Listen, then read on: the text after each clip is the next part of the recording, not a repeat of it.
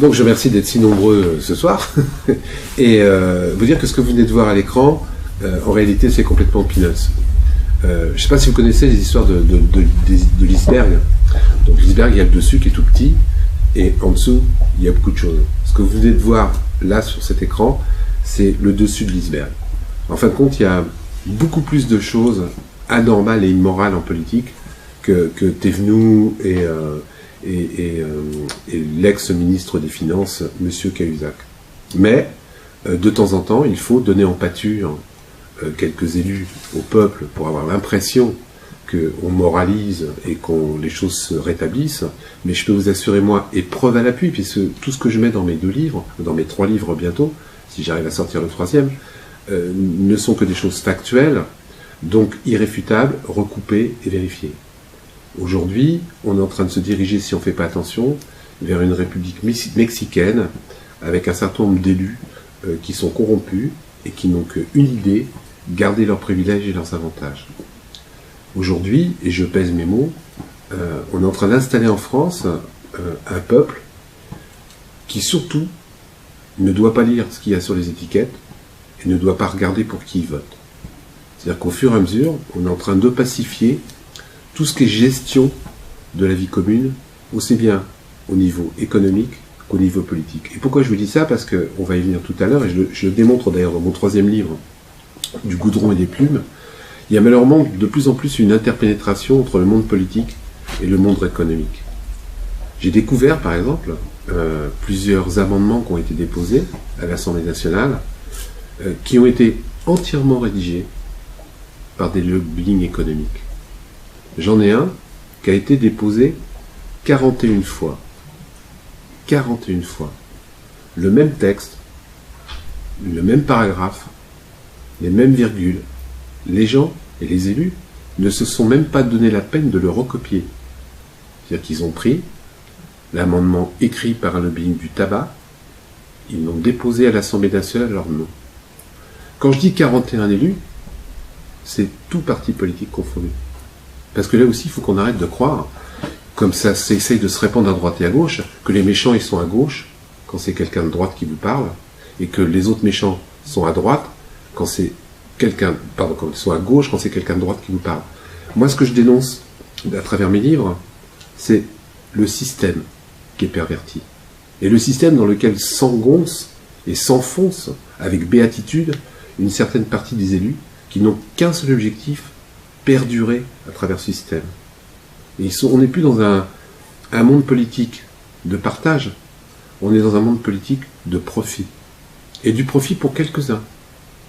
Je le dis toujours, je le dis dans toutes les interviews, je suis toujours effaré par cette histoire de pension de reversion. Vous savez ce que c'est qu'une pension de reversion? Ah, pas encore, c'est normal, vous êtes encore un peu jeune.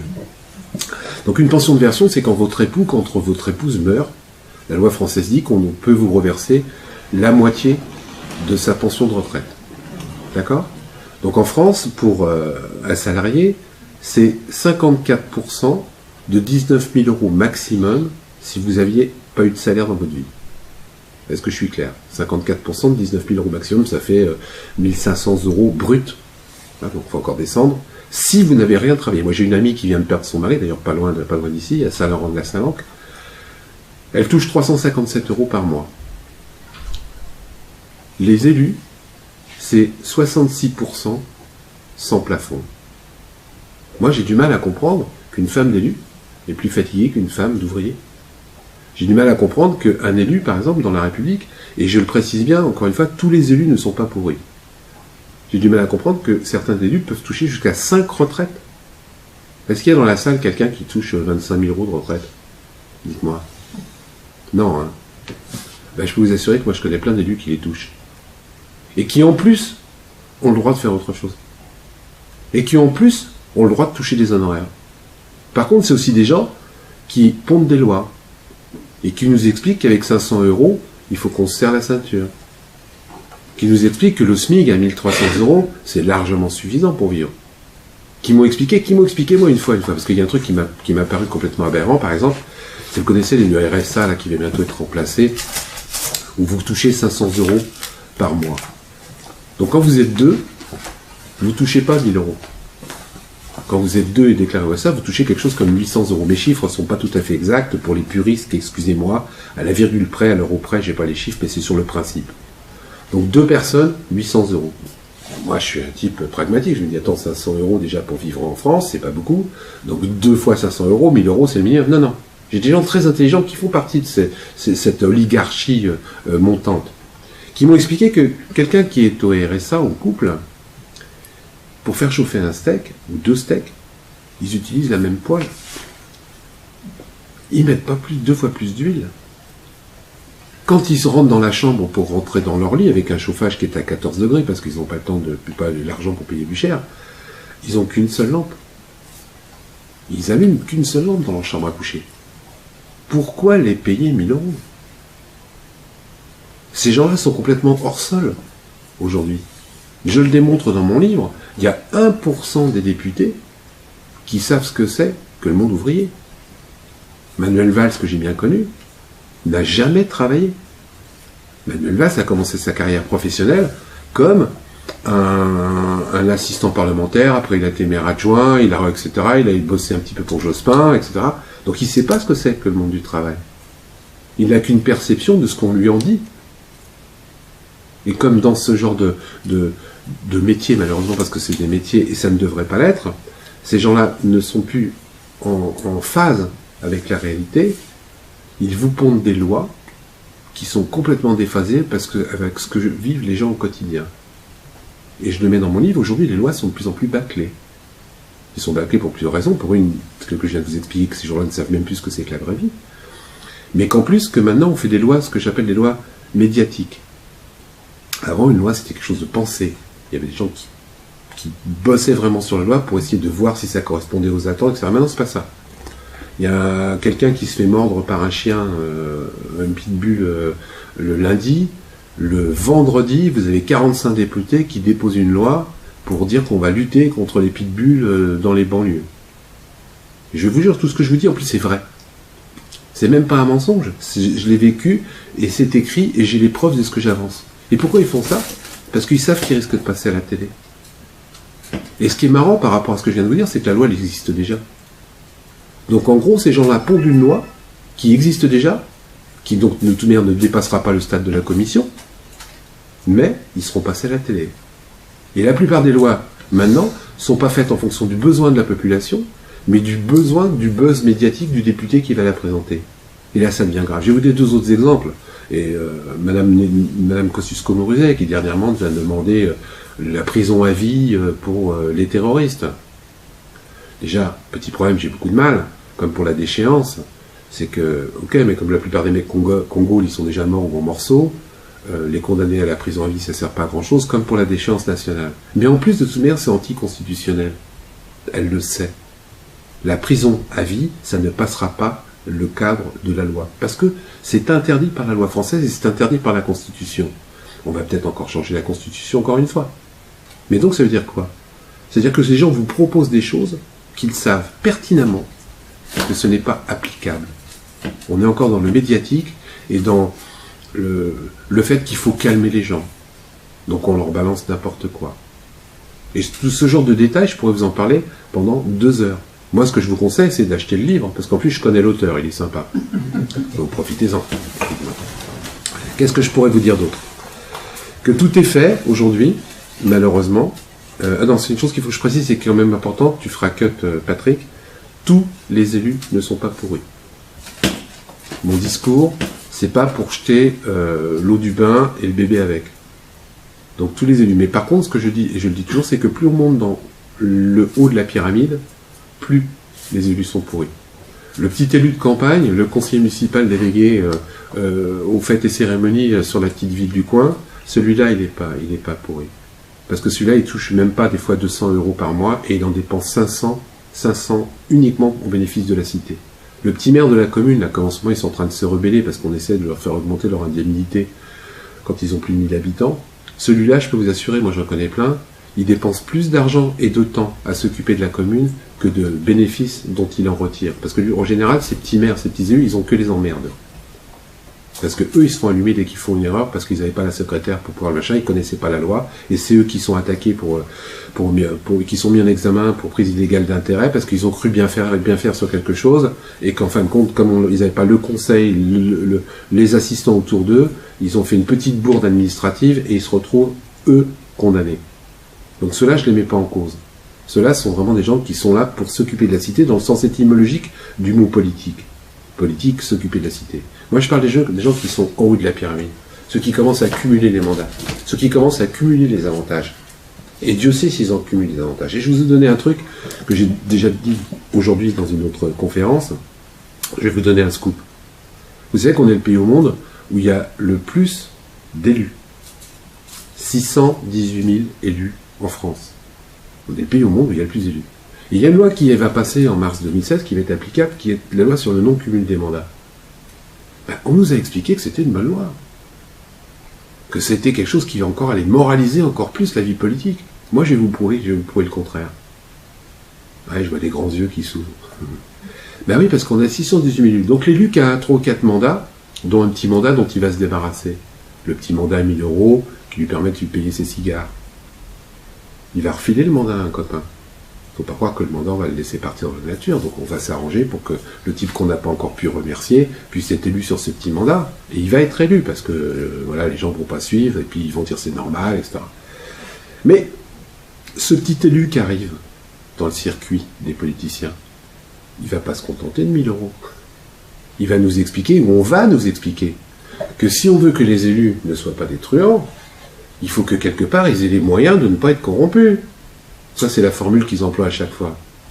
Donc, du coup, on va augmenter cet élu sur son indemnité pour qu'il ait une indemnité décente.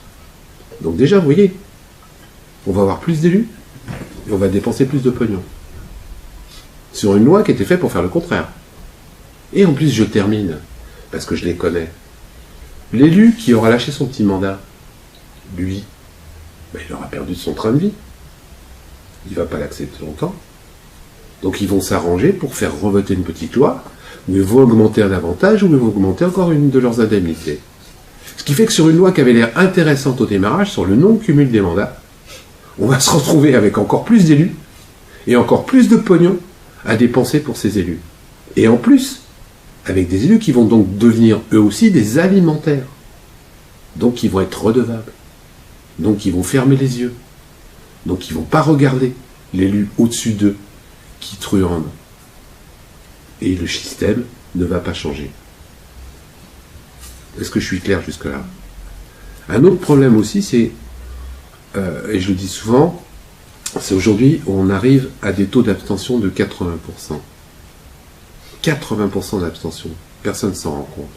Est-ce que vous savez, par exemple, vous savez qu'il y a eu des élections régionales en décembre 2015? Vous êtes au courant? Vous êtes au courant qu'on nous a expliqué qu'on réduisait les régions de 22 à 13 pour faire des économies, on est d'accord? C'était bien ce que j'entendais à la télé, hein, en manipulation populaire. Bon, ça ne les a pas empêchés, un coup à 2 h du matin, avec un élu qui s'appelle Carlos da Silva, que je connais bien, qui est donc le suppléant de Manuel Valls, de faire voter un amendement comme quoi garder le même nombre d'élus.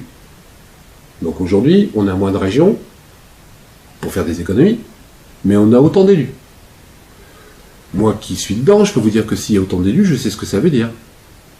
Ça veut dire même argent pour les groupes. Même nombre de chauffeurs. Même nombre de bureaux. Même nombre d'assistants pour les élus. Ils sont où les économies? Sur le personnel. Donc encore une fois, d'une bonne annonce où on nous a bien manipulés, on se retrouve complètement... Allez, je ne répéterai pas, baiser. Autre petit détail sur les régions. Déjà, ce qui m'a foutu les boules, je vais remarquer le quand même, parce que les gens, malheureusement, ont tellement d'influence. On sait quelle est la première chose qu'ont fait les conseils régionaux. Qui, quelque part, nous avait vendu le fait qu'il fallait revoter pour des régions et tout en faisant des économies. Première chose qu'ils ont faite pour la plupart, c'est d'augmenter leur indemnité. Jusqu'à 70% pour certains. Et qu'on ne me dise pas que c'était la loi. Oui, ils pouvaient augmenter leurs indemnités. Mais oui, ils pouvaient ne pas le faire. Ils l'ont fait quand même. Donc vous voyez bien qu'il y a quand même un malaise. Mais je vous en donne une autre. Vous savez avec combien de pourcentage ont été élus les conseillers régionaux en décembre 2015? Donnez-moi un chiffre. Tiens, monsieur, donnez-moi un chiffre. Et combien ils ont été élus? Avec combien de pourcentage les élus conseillers régionaux ont été élus en décembre 2015? Ah, je sais rien. Vous savez pas? Ah non. Allez, je vous le donne parce que sinon vous allez tous dans la salle ne pas savoir. Ils ont été élus avec 3,8% de l'électorat. Je vais vous expliquer. 3,8%. Et personne ne s'en est rendu compte. C'est simple à comprendre. 100% de vote d'inscrits, d'accord? 60% d'abstention. Donc ça nous fait déjà 40% de votants. Tout le monde me suit? Sur les 40% de votants, vous retirez en hypothèse basse 2% de nuls et de blancs. Donc 40 moins 2%, ça fait combien? Ça fait 38%. Or, dans la loi, pour les élections régionales et pour des élections, pour être au deuxième tour, il faut avoir fait 3,8% des votes exprimés. Donc, pardon, il faut avoir fait 10% des votes exprimés. Est-ce que je suis clair? Tu cutteras et tu reprends ça. Donc je reprends. Or, pour être élu au conseil régional et passer au deuxième tour, c'est la loi, il faut avoir fait 10% des votes exprimés. Donc 10% de 38%, ça fait combien? Merci madame. Elle a suivi. On vient une qui suit. 3,8%. Et comme nous sommes dans une élection à la proportionnelle, et c'est là où il y a le truc, c'est-à-dire que quand vous êtes dans une élection à la proportionnelle, que pour l'élection régionale, les 6 ou 7 premiers de la liste de gauche ou de la liste droite bloc monolithique, qui vont au deuxième tour, sont sûrs d'être élus. Est-ce que je suis clair? Vous passez la rampe du deuxième tour, vous êtes sûr d'être élu, puisque c'est une élection à la proportionnelle. Donc ça veut dire quoi? Ça veut dire que les 6 ou 7 premiers de la liste de gauche ou de la liste de droite monolithique est passé au deuxième tour avec 3,8% des électeurs. C'est QFD. Est-ce qu'aujourd'hui ces gens sont légalement élus? Oui. Mais sont-ils représentatifs de la population? Moi, je dis non. Il y a des communes, aux élections municipales, dernières élections municipales, les 30 plus communes de France, les 30 plus grandes communes de France, les listes ont été élues avec moins de 2 électeurs sur 10. Moins de 2 électeurs sur 10. Est-ce qu'aujourd'hui, être élu avec moins de 2 électeurs sur 10 est quelque chose qui représente vraiment la population? Moi, personnellement, je dis non. Et je dis qu'à un moment donné ou à un autre, il va falloir qu'on change les choses. J'ai pas la science infuse et je me permettrai surtout pas de poser des dictats comme pour moi. Je milite, par exemple, pour le vote obligatoire. Alors je sais, il y a des gens tout de suite, je vois des bras qui se lèvent, la liberté, etc. Moi, je parle pas de liberté, là, je parle de citoyenneté. Si vous voulez vraiment avoir des élus représentatifs, la seule façon qu'on a aujourd'hui de réagir, de changer les choses, c'est le vote obligatoire. Quand vous avez une gangrène, qu'est-ce que vous faites? On coupe le bras. Il n'y a pas d'autre solution avec une gangrène. Aujourd'hui, avec 80% d'abstention, il faut qu'on prenne des décisions radicales. Et je vais vous expliquer pourquoi le vote obligatoire est intéressant. Et ça existe déjà dans plein de pays. Déjà, et ça, il faut vraiment que vous le sachiez, à partir du moment où vous faites le vote obligatoire, vous supprimez la case abstention. Est-ce que je suis clair? Si vous supprimez la case abstention, la seule manière politique des gens de ne pas être d'accord avec la gauche, la peste, le choléra, les chemises brunes ou les chemises noires, c'est donc de voter blanc. Et si donc vous votez blanc dans le cadre d'un vote obligatoire, ils sont obligés d'en tenir compte en pourcentage. Est-ce que je suis clair? Et s'ils en tiennent compte en pourcentage, il faut mettre un seuil. Et c'est la seule façon qu'on a aujourd'hui de dire, moi je veux pas de la gauche, je veux pas de la droite, je veux pas de les chemises brunes, je veux pas des chemises rouges, le vote obligatoire, je vote blanc. Si vous laissez l'abstention dans le panel de possibilités de vote, vous ne pourrez jamais tenir compte du vote blanc comme un seuil où vous dégagez les candidats en présence. La seule façon de le faire, c'est d'éliminer l'abstention et donc de faire un vote obligatoire. C'est la seule technique qu'on aura aujourd'hui de faire qu'en plus, je termine ma démonstration par rapport à ça, que un élu soit élu avec un réel pourcentage. Parce qu'aujourd'hui, qu'est-ce qui se passe? Moi, je l'ai vécu. Hein. On vous dit, telle personne a été élue avec 67% des voix. Ouais. 67% des voix, 10% de votants. 67% des voix de 10% de votants. Alors que si on fait le vote obligatoire, on tient donc compte de tous les votants, y compris les pourcentages sur le vote blanc. Et la personne qui sera élue avec 30% sera élue avec 30% de 98% des électeurs. Ça change déjà. Et donc ces gens-là redeviendront représentatifs de la population. Et ces gens-là, à partir du moment où il y aura plus de gens qui vont voter pour eux, parce que je le dis aussi, aujourd'hui en France, les gens qui sont le mieux élus, c'est les truands. Plus vous êtes un truand, plus vous êtes un ripou, plus vous avez des chances d'être élu. Et c'est simple à comprendre. Pourquoi? Parce qu'un bon élu ripou, c'est un bon escroc. Et un bon escroc, qu'est-ce qu'il fait? Il sait serrer les mains. Il sait être jovial. Il sait offrir les petits chocolats aux petits vieux le moment de Noël. Il sait employer les gens dans sa commune en faisant travailler le fils de, la fille de, etc., etc. Donc c'est un mec qui a une clientèle. Cette clientèle, elle lui est redevable. Plus les gens s'abstiennent, plus son panel de clientèle fait qu'il est sûr d'être élu. Et en plus, comme c'est un bon escroc, le mec, il est connu sur le terrain. Et comme la vie politique aujourd'hui fait que les gens deviennent des professionnels. Le mec qui démarre sa carrière professionnelle en tant qu'élu, il n'a pas du tout envie d'aller se présenter dans une commune où il est sûr que le mec va lui foutre une raclée. Il veut tout de suite être dans une commune où quelque part il va être élu. Donc contre ces gens-là où il y a déjà une forte abstention, et donc sont déjà camionnés en guerre, personne en général ne se présente contre eux.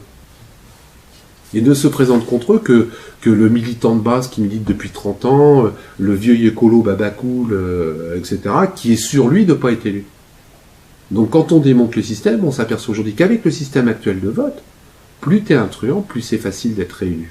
Et c'est pour ça qu'aujourd'hui, on a des élus qui sont quasiment réélus à vie.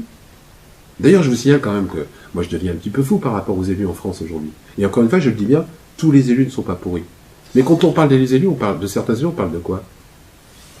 Ils sont dans leur fief. Ils sont aux affaires. Ils ont un portefeuille. Vous n'avez pas l'impression que c'est des formules du Moyen-Âge? Des formules économiques? Ça veut dire quoi avoir un portefeuille dans le monde des affaires? Ça veut dire quoi être dans son fief? On est des serfs? On redevient des serfs? Mais quand je regarde, mais putain, c'est vrai qu'ils sont dans leur... c'est des seigneurs là où ils sont les mecs. Ils sont élus de père en fils pour certains. Moi je connais des endroits où il y a toute la famille qui est élue. Tiens, au Moyen-Âge, c'était pas comme ça. On n'a pas fait une révolution pour que ça change. Ben, aujourd'hui, on est dans un système qui, moi, me donne l'impression d'être revenu au Moyen-Âge. Avec des seigneurs et surtout des électeurs qui se taisent. On ne demande pas de compte. On ne regarde pas. On ne regarde pas ce qui est sur le bulletin de vote. Ce que je vous disais en préambule. Aujourd'hui, on veut une société où les gens ne lisent pas les étiquettes. Donc t'achètes, tu te tais et tu manges. Et tu ne regardes pas pour qui tu votes. Et pour eux, c'est un vrai bonheur. Sauf qu'aujourd'hui, il y a les peuples qui sont plus d'accord. Aujourd'hui, il y a Internet. Aujourd'hui, on arrive à savoir. Aujourd'hui, il y a des emmerdeurs publics comme moi qui écrivent des livres et qui vous disent ce qu'il y a sous le tapis. Aujourd'hui, il y a des gens comme vous qui achetez ces livres-là. Achetez-le d'ailleurs, il est là. Et il y a des gens qui achètent ce genre de livres et qui lisent. Et qui, quand ils regardent leur élu après, leur disent, mais attendez, vous rigolez, bonhomme. Vous me dites que vous êtes pauvre. Et moi, j'ai pas trouvé un seul député qui touchait moins de 13 000 euros net. Sur leur propre déclaration. Hein. Tout ce que j'ai écrit par rapport à leur salaire, pardon. Leur revenu mensuel, c'est eux qui l'ont déclaré. 13 000 euros net. Et ces gens-là viennent de voter une loi. On va pouvoir fouiller dans le compte en banque des gens qui touchent le RSA pour savoir s'il y a un ou deux mecs du RSA qui truand. Mais pourquoi ils ne fouillent pas dans leur compte en banque à eux? Il y a même un amendement, et je le mets dans du goudron et des plumes qui n'est pas passé heureusement. Il y a un type qui a, je vous jure que ce que je vous dis encore une fois est vrai. Il y a un type qui a déposé un amendement où si jamais c'était passé, on pouvait écouter les conversations téléphoniques des mecs qui étaient au chômage. Légalement. C'est-à-dire qu'avec cet amendement, des mecs de Pôle emploi, pour vérifier si vous étiez bien au chômage, allez écouter vos conversations téléphoniques. Non mais, j'hallucine. Heureusement, cet amendement-là n'est pas passé. Heureusement que grâce à des gens comme nous et comme vous, quand on arrive à savoir ces deux choses-là, il y a encore quelques journalistes qui sont libres. Je je fais gaffe à ce que je dis, parce que ça va buzzer, qui dénonce ce genre de choses dans les journaux. Mais moi, il y a une loi qui est passée il n'y a pas longtemps, sur la loi, sur l'amendement qu'ils voulaient faire passer pour réduire l'allocation des handicapés. Vous l'avez vu? C'est génial cet amendement, heureusement qu'il n'est pas passé. Donc un handicapé qui est déjà chargé dans la vie, il touche 700 € en moyenne, d'accord? Ils allaient prendre un amendement où le mec, s'il avait réussi sur ces 700 € à économiser 3 centimes et les mettre sur la caisse d'épargne, ils allaient aller voir combien il avait sur la caisse d'épargne pour lui réduire les intérêts qu'il a sur son allocation. Mais on va où? Déjà, un handicapé avec 700 €, comment il fait pour vivre aujourd'hui? Et c'est des gens qui, je le rappelle, ne savent pas ce que c'est que le travail, qui bouffent des ortolans, qui se font rembourser 3 déjeuners par jour parce qu'ils ont des frais de représentation, qui pondent des lois pour ça. Pendant combien de temps on va se laisser faire? Pendant combien de temps on va être des abrutis et des idiots comme on est aujourd'hui? Parce que je vous le signale, dans le délit d'élu, j'avais mis le nom de 400 personnes qui avaient fait des choses pas bien. Il y en a 250 qui ont été réélus. Pendant combien de temps on va être cons? Moi, je vous pose la question. Il est temps aujourd'hui de rétablir la politique dans le sens étymologique, c'est-à-dire s'occuper réellement de la cité et dans le cadre d'un partage, pas dans le cadre du profit de quelques-uns au détriment de tous les autres. Voilà, je pourrais vous parler pendant 2 heures, je vais arrêter et je vais répondre à vos questions. Merci de m'avoir écouté.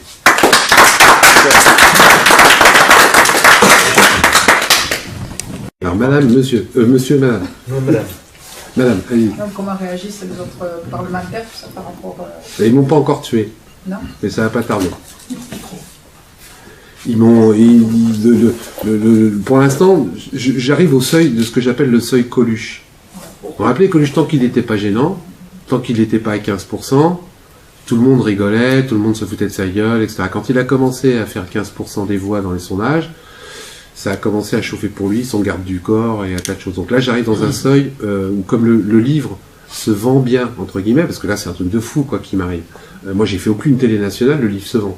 Tous les hommes politiques font plein de télé nationales, ils n'en vendent pas un seul. Donc, il y a quand même quelque chose qui se passe, il y a une espèce de vague qui est en train de monter. Donc là, je reconnais que je commence à devenir gênant. Donc, je ne roule plus en scooter.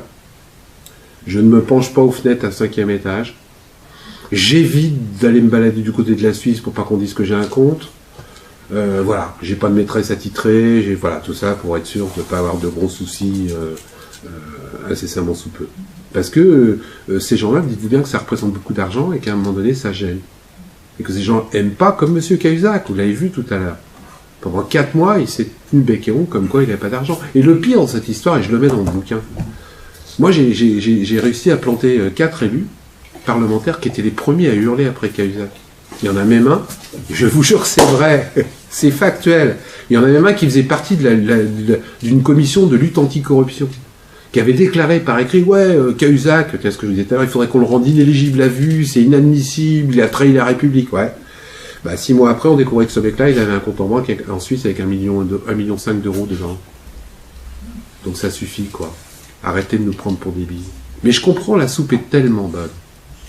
Le système est tellement bon que c'est très très dur de ne pas succomber. C'est très très dur qu'on vous offre... Moi je l'ai vécu, j'étais président de la formation professionnelle et de l'apprentissage sur l'Île-de-France. Du jour au lendemain, vous devenez quelqu'un d'important. Du jour au lendemain. Moi je le mets dans mon bouquin, pendant une demi-journée, tout le monde disait « Monsieur le Président va bien ?» Mais je croyais qu'il parlait de Jean-Paul Huchon. Non, c'est de moi qui parlait. Ben oui, il va bien. Est-ce que Monsieur le Président voudrait un fauteuil? Ben allez lui demander, Jean-Paul, s'il veut un fauteuil. Ouais, non, c'est de moi qui parlais. Et du jour au lendemain, les gens changent d'attitude vis-à-vis de vous. Du jour au lendemain, vous devenez beau. Moi, je sais que je suis pas beau. Bon, j'ai un peu de charme, je sais. Mais je suis pas fondamentalement beau.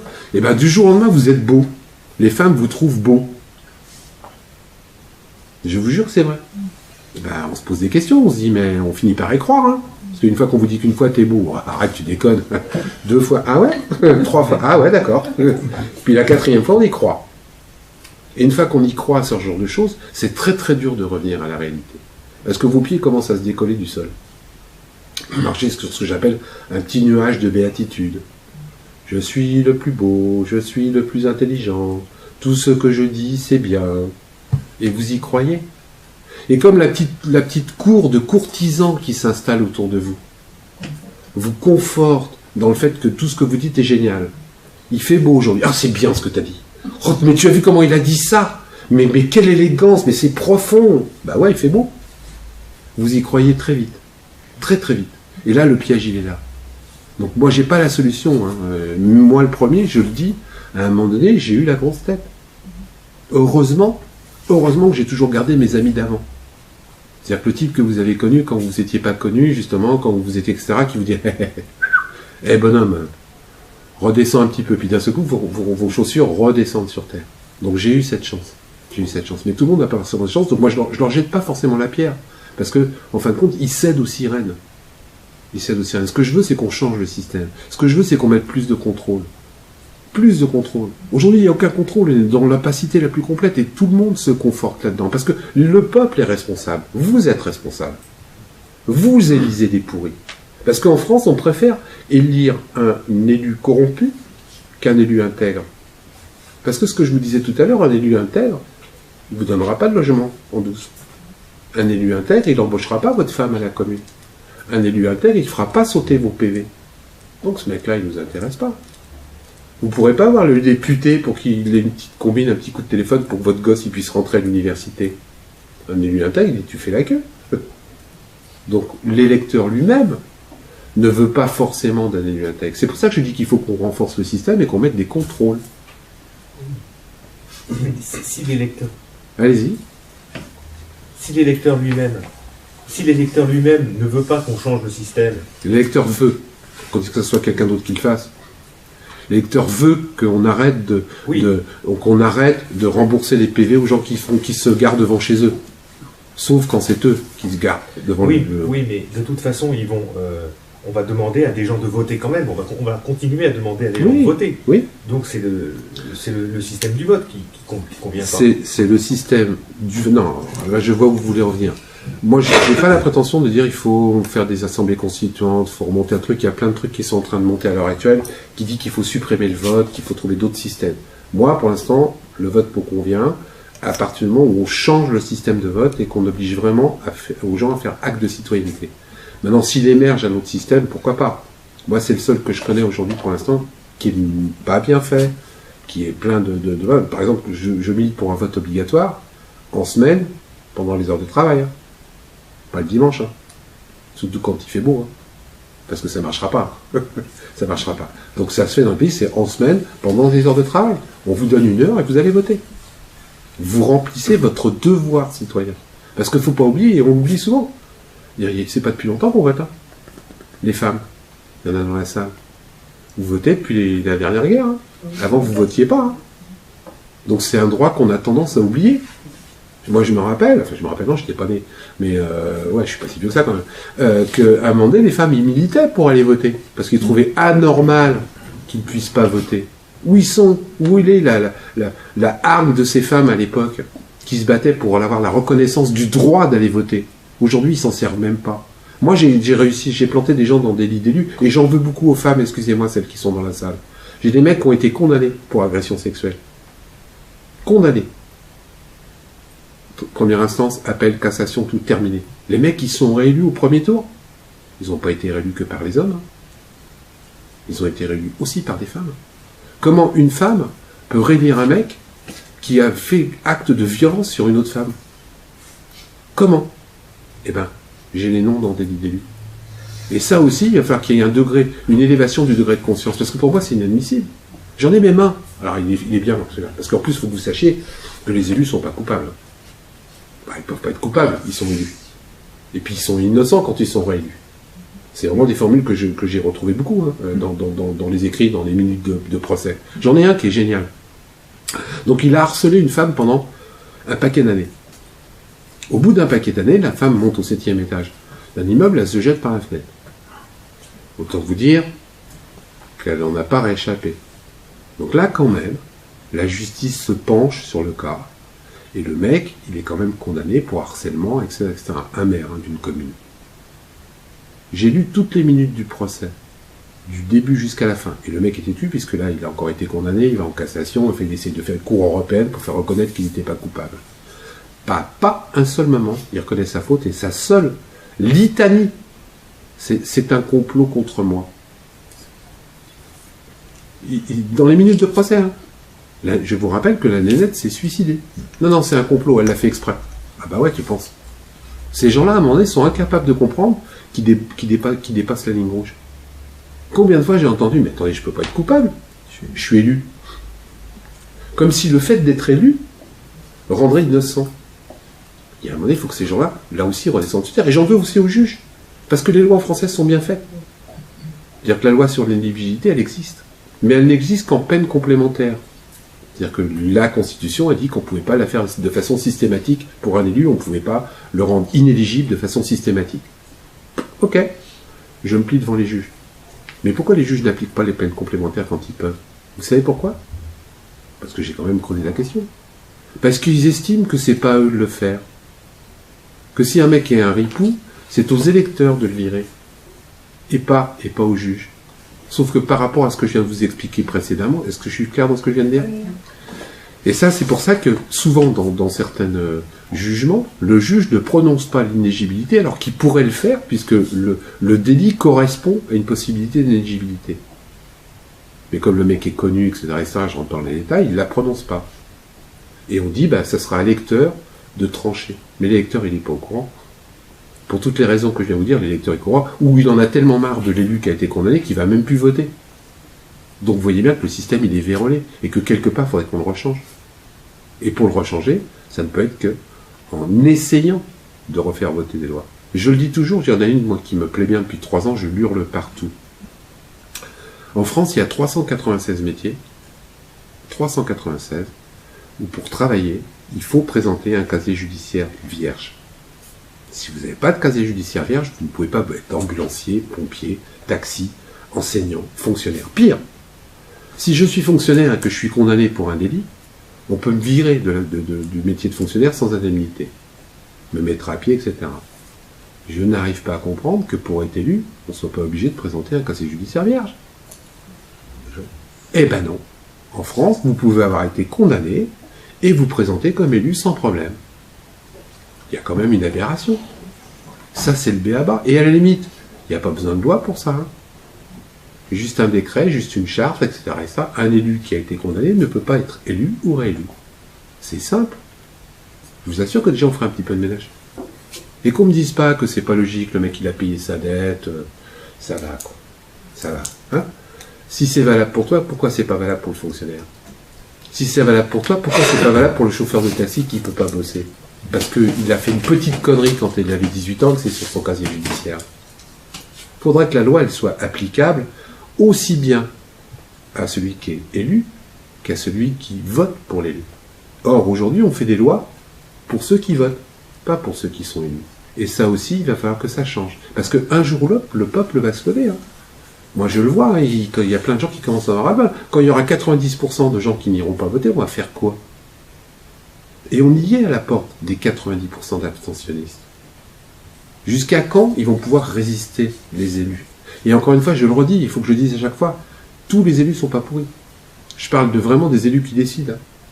Le petit élu qui est chargé, qui est délégué au monument aux morts, en général, lui, il n'a pas grand-chose. De toute manière, il n'a pas les moyens de faire quelque chose. Hein. C'est ceux qui ont les moyens. On commence vraiment à rencontrer des élus pourris, par exemple, à ceux qui ont la délégation du logement. Moi, j'ai beaucoup d'agressions sexuelles dans les adjoints chargés du logement. Tu veux un logement? Bah, il faudrait peut-être que tu te couches un peu. Hein. Vous voyez ce que je veux dire? Donc, dès que les mecs ont les moyens de truander, ils en profitent. Monsieur, vous avez une question? Dans le film, on dit qu'il y a une certaine quantité d'argent qui passe d'une poche dans une autre, ouais. de plusieurs poches dans plusieurs autres. D'où vient cet argent? Bah de la poche à vous. Parce que c'est vos impôts. De votre poche. Mais il est tiré d'un compte qui se trouve à la Société Générale. Oui, et mais il est versé par les sénateurs, il est versé par les groupes, par les sénateurs, j'ai pas le détail parce que je vois ce dont vous parlez. Il y a un certain nombre de subventions qui sont versées aux groupes parlementaires, etc., ou aussi bien au Sénat qu'à l'Assemblée nationale. Il y a des réserves parlementaires, il y a de l'argent, un petit peu de ça. Il y a un tas de systèmes, ce que j'appellerais de vases communicants. Par exemple, un sénateur, il a grosso merdo entre 150 000 et 300 000 euros par an à distribuer. C'est beaucoup, hein, on ne sait pas ça. Et c'est de l'argent qu'ils distribuent comme ils veulent. Donc, comme vous l'avez vu, vous montez une petite association machin, vous versez cet argent à l'association, et puis après, c'est le problème de la cascade. Comme il n'y a pas de contrôle en plus, c'est là où je suis foudrage. Il n'y a pas de contrôle, ces gens-là, à un moment donné, ils font ce qu'ils veulent. Quand vous pouvez ne pas déclarer, et on est le premier à le faire, le petit truc au black que vous avez fait pour nourrir votre famille, on n'est pas malade, on ne va pas aller le déclarer aux impôts et on ne va pas le déclarer. Hein. On est bien d'accord, on est tous comme ça. Sauf que nous, on fait ça pour ça. Bah, eux, ils le font pour ça. Mais comme il n'y a pas de contrôle, et il y a encore moins de contrôle chez eux, parce que ceux qui sont le plus contrôlés aujourd'hui, c'est nous. Hein. C'est les salariés. Hein. Parce qu'un salarié, c'est vachement facile de le contrôler. Aujourd'hui, avec l'interpénétration des fichiers, etc., le moindre mec qui est salarié, vous pouvez le coincer comme vous voulez. Dès qu'on sort de ça, et ces gens-là ne sont pas là-dedans, ils sont dans le milieu associatif, ils sont dans les honoraires, ils sont dans... La porte est grande ouverte pour faire du grand n'importe quoi. Et est-ce qu'on peut penser que, je vais utiliser un grand mot, un grand ou un gros? Les deux, la pègre, la oui. mafia, oui. Ne se gêne pas pour le crime organisé et tout court, hein, mais ne se gêne pas pour arroser tout ce petit monde. Je n'irai pas jusque-là. Ce que je peux dire, c'est que moi, le système politique pour certaines personnes aujourd'hui est quasiment similaire à un système mafieux. Voilà. C'est clair. Et qu'à partir du moment où vous avez un système comme ça, il y a une interpénétration qui se fait. Comment ça se fait aujourd'hui? Encore une fois, je le redis, que des lobbying se permettent de faire des lois à la place des élus. C'est bien que quelque part, il y a eu des échanges. Comment ça se fait que des fois, il y a des lobbying qui organisent des dîners, des déjeuners au sein du Sénat ou de l'Assemblée nationale? C'est-à-dire que l'entreprise privée, elle vient, elle paye à bouffer à des députés et des sénateurs. Je me dis, l'entreprise privée, elle ne fait pas de l'altruisme. Hein. Donc si elle vous invite à déjeuner, si elle paye 100 € de déjeuner, c'est qu'elle compte récupérer son investissement de base. Donc à un moment donné, il va falloir qu'on mette des verrous. Comment ça se fait qu'à l'Assemblée européenne, il y a en moyenne 20 lobbyistes par député européen? 20 personnes, qui sont payés pour vous influencer dans ce que vous avez écrire. Moi, je suis foudrage quand je vois ça. Là aussi, il faudrait qu'on fasse du ménage. Comment ça se fait qu'il y a des gens privés qui sont là pour influencer des élus de la République? Payés. Donc les mecs, c'est leur boulot. Et il y en a qui savent faire. Hein. Les élus, c'est que des humains. Hein. À partir du moment où les verrous ne sont pas là, que les contrôles ne sont pas là, il y en a qui passent à travers les mailles. Il y en a de plus en plus qui passent à travers elles, plus vous montez dans le haut de la pyramide. Moi, j'ai du mal à comprendre aussi comment un élu peut avoir 14 mandats. Je le mets dans mon livre, j'en ai un, il a eu jusqu'à 49 mandats. En même temps. Hein. Ouais. Je vois pas comment c'est possible. Bah ouais, je sais pas moi non plus. Le mec, il arrivait à faire 392 heures en 24 heures. Il y a un moment donné, il faut arrêter. Et ça, mais c'est du simple bon sens. Comment ça se fait qu'on autorise ça? Parce que je vais vous dire, nous, on peut pas. Quand vous avez un salaire, vous pouvez pas faire plus de 33% de crédit par rapport à ça. Vous pouvez pas acheter une maison si vous dépassez les 33% en remboursement, on est d'accord?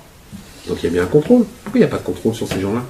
Pourquoi ces gens-là, on les laisse prendre 15, 20, 30 mandats? Parce que c'est eux qui font le contrôle. Parce que c'est eux qui font le contrôle, on est d'accord. Parce qu'il n'y a pas de contrôle indépendant. Et ça, il faudrait peut-être qu'on mette. Parce qu'il y en a quand même de temps en temps en France des contrôles indépendants. Mais il n'y en a pas assez.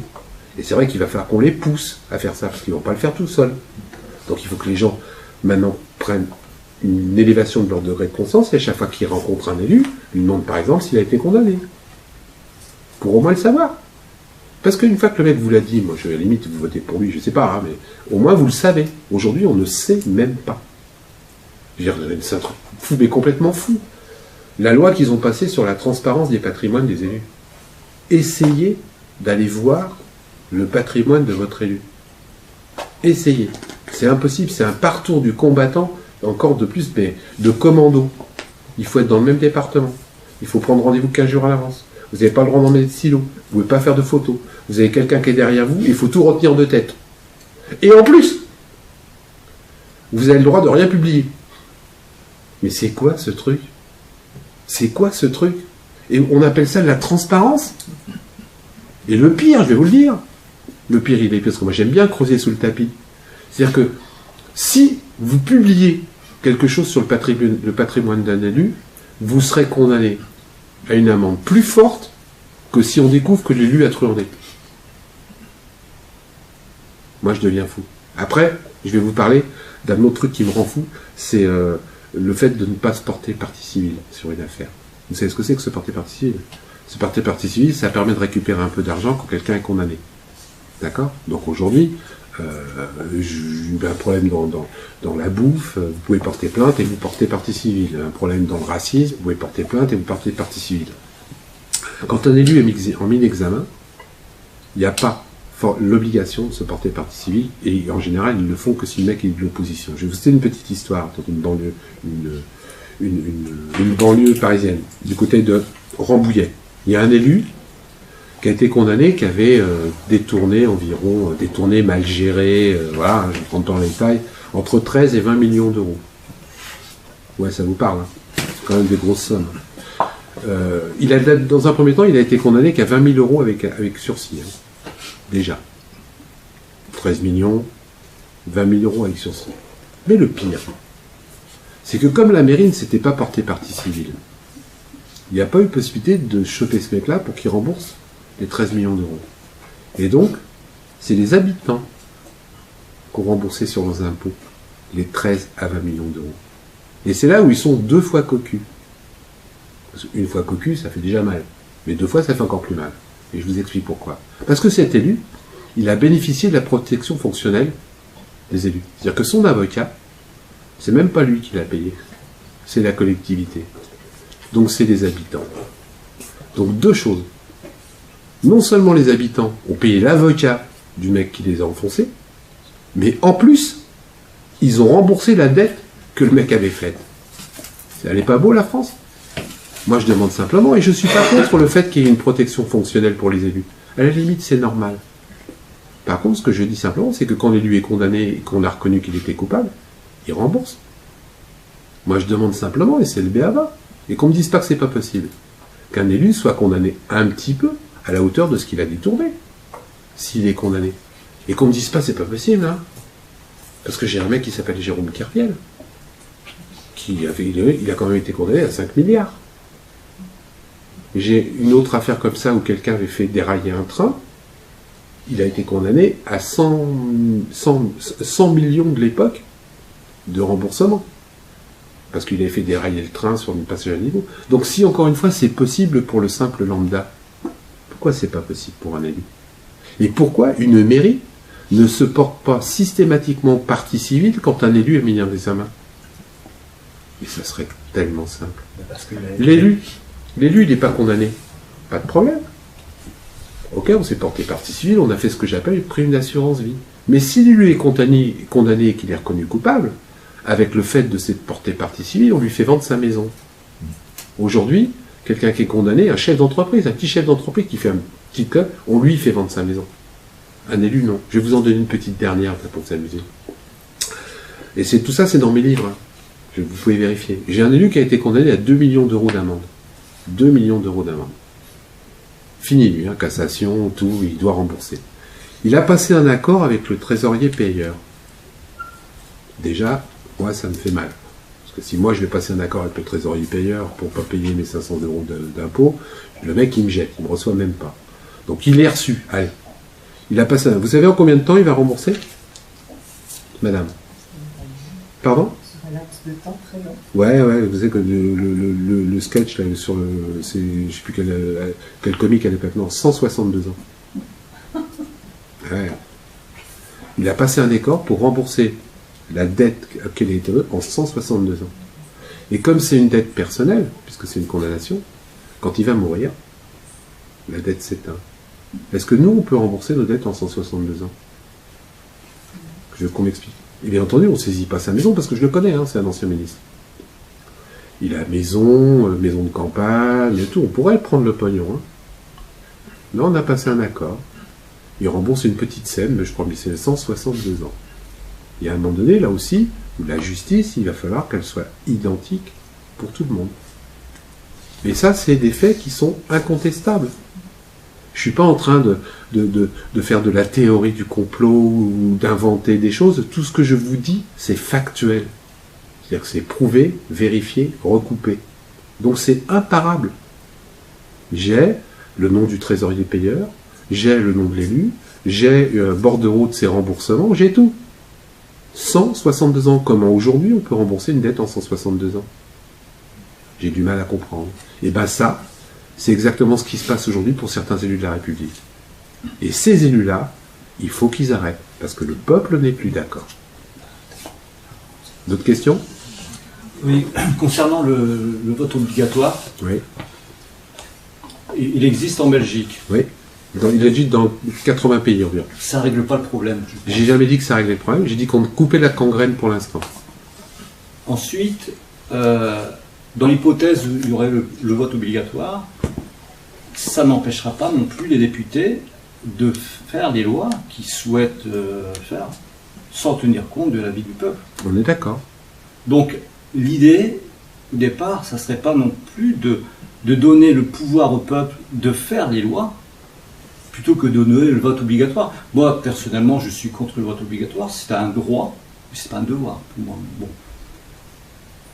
Lors d'une élection présidentielle, il y a 82-83% de votants. Ça n'empêche pas à avoir des gens qui, en fin de compte, ne représentent pas le peuple. Mhm. Donc, est-ce que ça ne serait pas plutôt aller chercher l'idée? Alors, moi, l'idée derrière, c'est quoi? C'est l'initiative populaire, à travers un référendum d'initiative populaire. Ça ne serait pas ça plutôt de mettre en avant plutôt que le vote obligatoire? C'est des hypothèses de travail. Moi, je ne dis pas que j'ai la science infuse, je donne une piste de travail. Ce que je constate complètement, et je comprends, hein, le problème, c'est que les référendums, l'initiative populaire, on prend en référence souvent la Suisse, jusqu'à où ils le font souvent. Ce que je rappelle quand même, c'est que la Suisse, il y a moins d'habitants, que ça fait partie de leur culture, que je ne suis pas sûr qu'en France, les gens soient d'accord pour aller toutes les semaines voter pour une référence à une décision. Je ne suis pas sûr, honnêtement. Mais c'est à mon avis personnel, c'est pour ça que c'est... Mais c'est une des pistes de travail. Hein. En Suisse, alors ça, c'est...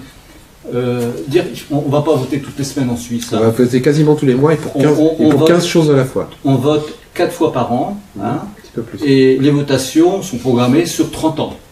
C'est-à-dire que là, puisqu'on est en 2016, elles sont programmées déjà jusqu'en 2046. Hein, sauf qu'à chaque fois, ils ont 40 réponses à répondre. En général, sur une votation, donc il y a des votations au niveau local ou au niveau général, mais c'est une fois tous les 4 mois. Bon, tous les trimestres, sur 3 questions générales, où les gens vont voter ou vont pas voter. Hein. On n'est pas obligé non plus de répondre systématiquement à la question. Hein. Honnêtement, pour vraiment ce qu'on va, on ne fait pas politique, moi je suis pas contre. Hein. Je dis simplement que le système actuel, on ne peut pas le garder. Donc à un moment donné, il va falloir faire autre chose et vite.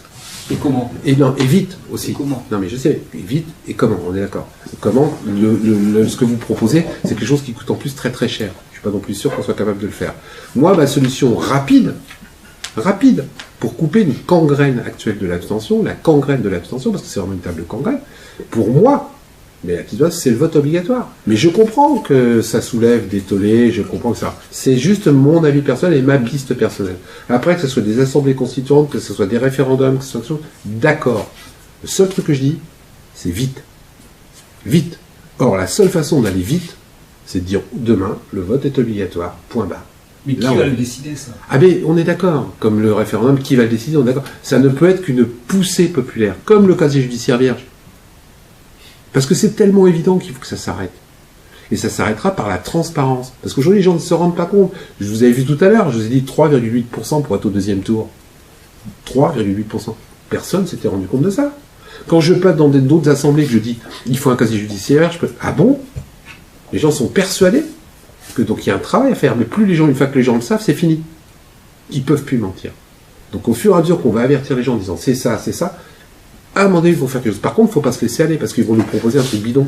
Comme ils nous ont proposé il n'y a pas longtemps, le fait de comptabiliser les votes blancs, nous en croire que c'était une avancée démocratique. Parce que c'est ça qui s'est passé. Hein. Vous inquiétez pas, ça va aller mieux. Maintenant, on va compter les bulletins blancs, c'est démocratique. Ouais. Ils ont fait 2 colonnes à la place d'une. Une colonne pour les blancs, une colonne pour les... Et c'est là où il faudrait... Et moi, ce qui me fait peur avec les histoires de référendum, etc., c'est qu'à travers ça, ils vont noyer le poisson. Ça va encore avoir l'air plus démocratique, mais je l'ai vu en politique. Les conseils de quartier... Je m'en souviens, les conseils de quartier, c'est pas vieux, 2001. C'était pour donner la parole au peuple dans les quartiers. Je m'en souviens. J'y étais. Vous vous en souvenez de ça? Dans certaines villes, il y a des conseils de quartier avec un président de quartier qui font des propositions, ils se réunissent pour savoir ce qu'il faut faire dans le quartier. On pond un petit truc, on remonte le truc, on fait monter ça aux élus. Oh, putain, vachement démocratique. On a même du coup nommé des adjoints qui étaient chargés des quartiers. Bidon. Dans la réalité, vous nommez des mecs à vous. Les présidents de quartier qui, soi-disant, font des choses populaires, c'était des mecs qui émanent de la municipalité ou qui émanent du contre-pouvoir de la possibilité. Donc vous voyez bien que sous un prétexte de démocratisation populaire, de participation citoyenne des gens. Oui, mais c'est pas le même niveau. Hein. Là, vous parlez de participation et c'est du consultatif. Un référendum, ça force de loi, c'est une loi. Oui, mais on est d'accord. Sur le fond, je suis d'accord avec vous. Moi, j'ai peur simplement que plus les choses sont compliquées, comme les histoires de référendum, plus ils vont trouver des combines pour arriver à ce que ça ne se fasse pas ou que ça se fasse autrement, comme ce que je vous ai expliqué tout à l'heure sur le non-cumul des mandats, où je vous prouve par A plus B que d'un bon truc où on a cru que c'était quelque chose de sympa, en fin de compte, ça va être complètement l'inverse. Donc moi, j'aime bien les choses radicales et simples. Et la seule chose radicale et simple, c'est de supprimer l'abstention pour l'instant et de faire un vote obligatoire. C'est juste mon avis personnel. Mais sur le fond, sur l'élévation du degré de conscience des individus, sur la participation personnelle de chaque individu à la vie de la cité, je ne peux être que d'accord avec vous. Mais malheureusement, il faut aussi être pragmatique. Le jour où l'élévation de tous les citoyens de la France sera énorme et on n'aura même plus besoin d'élus. Parce que moi, j'aurai un degré de conscience tellement élevé que j'ai pas besoin d'élus pour savoir que ce que je fais, c'est pas bien. Que mettre mes poubelles dehors alors c'est pas le jour, ou d'aller faire pisser le long d'un mur pour les mecs, ou faire d'autres choses, je saurais de moi-même que c'est pas bien.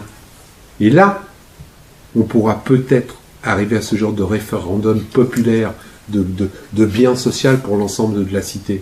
Mais jusque-là, cher monsieur, j'ai bien peur que ça soit illusoire et que ça soit entretenu par les élus pour nous faire croire que c'est bien. Et moi, je ne veux pas tomber dans ces pièges-là. Donc je dis que la seule façon, aujourd'hui, pour revenir à une démocratie représentative, j'ai pas dit que c'était bien, j'ai dit représentative, c'est là où il ne faut pas se gourer sur les mots. Moi, je sais qu'en Belgique, il y a aussi quelques truands, je sais qu'en Belgique, il y a des élus qui sont pourris, ok. Mais au moins, les mecs qui sont élus par l'ensemble de la population. Et aujourd'hui, en France, les mecs qui sont élus par une toute petite frange de la population. Donc ce que je proposais, c'est juste pour avoir des élus représentatifs de la population. Après, le contenu, c'est un autre problème. Sur la question du vote, qu'est-ce que tu penses du vote électronique ? Très honnêtement, mais ce n'est que mon avis personnel, hein, ceux qui regardent derrière l'écran, moi je ne suis pas pour. Parce qu'à partir du moment où vous rentrez dans l'ère électronique pour voter, vous ouvrez la porte à tous les truandages. Le seul non-truandage, c'est le type qui sort en lui-même et qui met, et encore il peut y en avoir, parce qu'on l'a eu, qui met lui-même le bulletin de vote dans l'urne. Dès que vous êtes derrière un écran, il peut y avoir plein de choses. Je vous rappelle quand même qu'il y a encore pas longtemps, il y a 2-3 jours, il y a des mecs qui ont réussi à voler des milliards en tapant sur un ordinateur. Hein. Et qu'ils se sont fait gauler parce qu'ils avaient fait une petite faute d'orthographe. Et je vous rappelle quand même qu'aujourd'hui, il y a des gens qui sont capables de rentrer dans n'importe quel ordinateur, que ce soit celui de l'Assemblée nationale ou de la NASA, pour changer des chiffres, pour changer des trucs. Donc je vais vous dire, pour des élus, des votes électroniques, mais c'est un bonheur. Pour le petit élu truand qui va pouvoir truander le vote électronique en faisant croire que c'est un bonheur. Alors que quand vous obligez les gens quand même à se déplacer pour aller mettre un bulletin de vote, ça devient déjà beaucoup plus compliqué de truander. Et vous êtes de temps en temps, comme il y en a encore qui l'a fait il n'y a pas longtemps, obligé de mettre des bulletins de vote dans les chaussettes. Mais quand vous les sortez des chaussettes, ça se voit. Ça se voit. Donc moi, personnellement, et je rejoins monsieur, par rapport à une citoyenneté, parce que c'est aussi une responsabilisation. Le fait de se rendre dans un bureau de vote et de mettre en exemple que si vous êtes derrière votre écran et que vous tapez, bon, Bobonne, je mets quoi? Je mets A ou je mets B? Tu vois, on va pas tourner à The Voice. Hein. Taper 1 pour machin, taper 2, taper 3, taper 4. Même ça, on le sait aujourd'hui, c'est truandé. Donc pourquoi ça ne serait pas pour les élections? Donc moi, le vote par électronique, excusez-moi, la sécurisation n'est pas absolue. Je vous rappelle des trucs simples, encore une fois, aujourd'hui les cartes de crédit que vous avez tous, les petites cartes bleues, Visa, etc. Je crois qu'il y a un petit scandale sur les trucs où ça passe tout seul, où je peux récupérer votre code, je peux tout récupérer. Hein. C'était soi-disant hyper sécurisé. Je me mets derrière vous avec un logiciel, j'ai votre numéro de compte, je sais où vous mangez, avec qui vous avez mangé, avec qui vous couchez et où vous étiez. Donc, moi j'ai très peur de ces choses-là pour l'instant, tant que c'est pas très sécurisé. Mademoiselle, vous avez une question? Oui, je voulais vous demander que fait la justice? En ayant tant d'informations, il faut faire quelque chose. La justice a fait ce qu'elle peut, et ce que je peux vous dire aujourd'hui, c'est que la justice a plus beaucoup de moyens.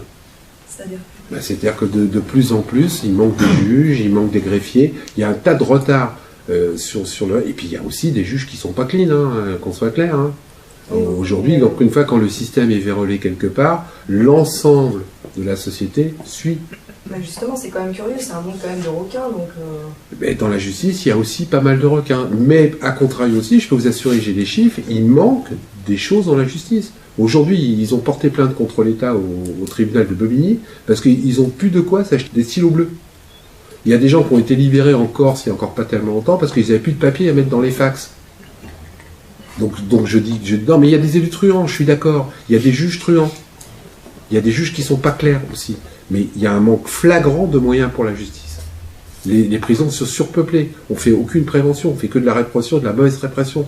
Les actes ne sont pas faits. Il y a des tonnes d'actes comme ça qui ne sont pas rédigés parce que les greffiers n'ont pas pu les remplir. Donc il y a des gens qui ont été condamnés il y a 5 ou 6 ans et le jugement n'a pas été mis en exécution. Donc il y a aussi des lacunes et des problèmes. Mais c'est vrai que là aussi, il faudrait revoir un petit peu un certain nombre de choses au niveau de la justice. Il n'y a pas assez de contrôle dans certaines juridictions. C'est national, on parle quand même de... C'est grave, quoi. Mais oui, c'est pas grave. Genre quelqu'un qui a racketté ou qui a une barre de shit ou quoi. Non, là, c'est vraiment l'État... Mais oui, c'est grave. Pourquoi aujourd'hui... Je voudrais qu'on m'explique, moi, je voudrais comprendre pourquoi aujourd'hui certains élus sont jugés au bout de 20 ans. Il y a bien un problème avec la justice, là. Les mecs sont élus, sont condamnés au bout de 20 ans. Je le rappelle, M. Tibéri, 21 ans de procès. Pourquoi comme résultat?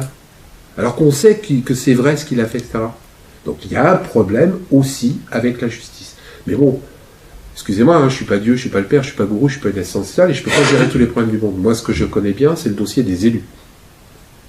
Je connais bien le problème des dossiers et avec des petites marges sur la justice. Parce qu'à cause des élus, je m'aperçois que la justice ne fonctionne pas bien.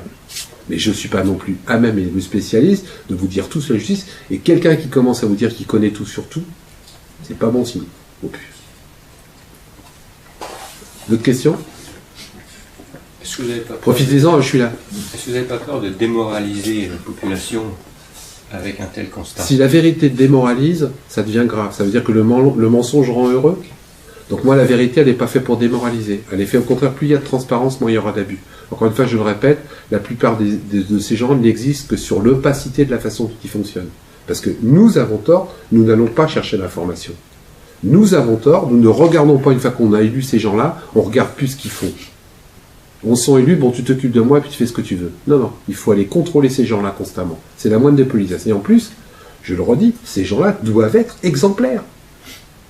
Si moi je délègue ma possibilité de choisir à quelqu'un qui doit choisir pour moi, ce mec-là doit, ou cette femme, excusez-moi mesdames, parce qu'il y en a marre de parler au masculin sur ce genre de choses, ce mec-là ou cette femme-là doit être exemplaire. C'est une règle première. Et malheureusement, il y a un certain nombre d'élus qui passent les droits et qui dépassent la ligne rouge et qui dépassent la ligne jaune.